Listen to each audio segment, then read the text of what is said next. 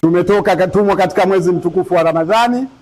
Shekhe wetu katuambia pale kwenye 10 hili la mwisho tuongeze jitihada zaidi, tusipate hizi za kufutarisha tu, lakini na zile za kuamka usiku, kwa sababu man talaba al-ula sahara layali. Kwa hiyo na sisi tusilale sana, tuyapate yale ambayo Mwenyezi Mungu kayasema.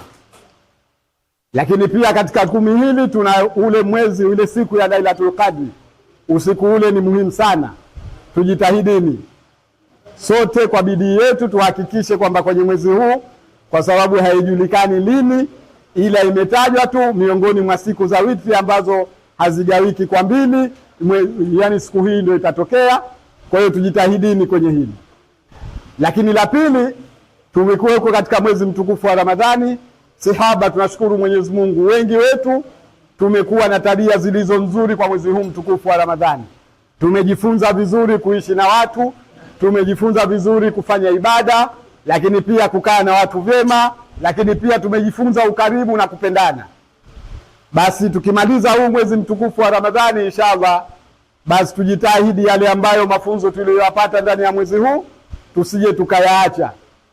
Maana shughuli inaanza pale ukishaandama tu sikukuu.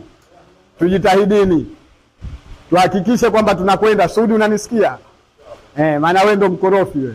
Tuhakikishe kwamba tunakwenda vizuri kutoka kwenye mwezi, basi hatuachi, tunafata kama vile ilivyo. Yote kwa yote niseme asanteni kwa kutufutarisha. Asanteni, lakini pia kwenye hili asante yangu naomba huu mmoja wenu ambao umetufanya leo sisi kutufutarisha, basi ukue zaidi na uimarike zaidi. Na unaimarika umoja kwa mambo mawili: kukimbia fitna ambazo naamini mwezi mtukufu wa Ramadhani tulikuwa tunazikimbia, kwa hiyo tusiwe nazo, lakini pia tukimbie yale mambo ya kusengenyana. Ni vitu viwili ambavyo hivi vinasogeza ukaribu, lakini pia vinakuza uswahiba na urafiki. Tukiviendekeza hivi, manake hatuwezi kuwa na uswahiba na urafiki. Yote yanaongozwa na kukinai kwa kile ambacho mtu anacho, ambacho umepewa, manake ujue ndio cha kwako. Ukiona mtu kachukua, manake hicho kilikuwa sio cha kwako, bali kinapita kwako. Kwa hiyo yote kwa yote niseme asanteni. Tukaeni kwenye misingi ambayo tumejifunza kwenye 10 hili, lakini na 12 yaliyopita, ili sasa hizi fadhila ambazo tumezipata tukaweze kufaidika nazo, tusije tukazifuta ndani ya siku 4 ambazo ni ndogo kabisa kuliko hizi siku 30. Tunabudi kumshukuru Mwenyezi Mungu kwa kutujalia kutufanikisha katika shughuli yetu ya leo.